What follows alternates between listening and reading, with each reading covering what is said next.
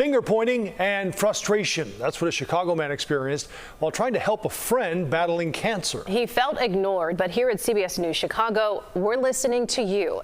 Our Lauren Victory went on the hunt for answers. Michael Cozzi is the kind of guy who would walk to the end of the earth to help a pal. She's been dealing with cancer for a while. That's what brought him to Fullerton and Central, waiting on the bus multiple times. She even needs a kidney transplant right now. Cozzi first came to this Northwest Side Walgreens store to buy a NetSpend prepaid debit card for his friend in need. He says he carefully inspected the packaging first. When I took it off the rack, I turned it over. I made sure that everything just was all sealed.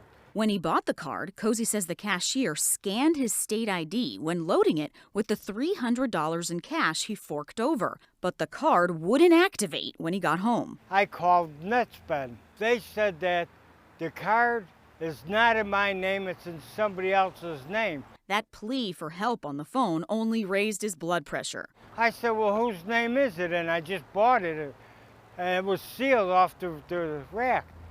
They says, well, we can't give you that information. Cozzi is persistent, so he moved on to multi-billion-dollar corporation number 2. Then I tried calling Visa. They gave me the same story, same excuse.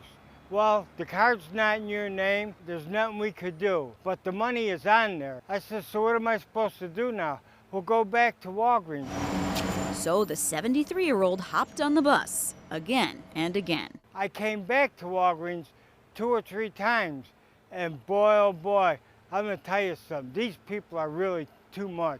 Needless to say, no one could unlock Cozzi's elusive $300 for his ailing friend. So he went old school, handwriting this complaint to the Illinois Attorney General, asking for a refund and detailing how, quote, they just blew me off. How much has this been weighing on you? Oh, man, are you kidding? $300 weighs a lot on anybody. The Federal Trade Commission went after NetSpend several years ago when many consumers could not access their funds. The financial services company eventually reached a settlement. These cards are definitely ripe for fraud. We tapped Ted Rossman with Bankrate.com to explain how a prepaid debit card works. It's basically money that you or somebody else load onto a piece of plastic, essentially. I would kind of think of this as a gift card. What are some of the cons of a prepaid debit card? Cons would be that it doesn't have quite the same level of protections. Credit cards are really the gold standard when it comes to buyer protections. Meaning if something does go wrong with these cards, getting things fixed might not be easy. The rules are really kind of being written as we go. It's not always clear to consumers, and I feel like that's one of the key pain points here. Pain, an appropriate word for a sick friend's unusable present. I was unable to help her, and that really hurt me. Would you buy one of those again? No.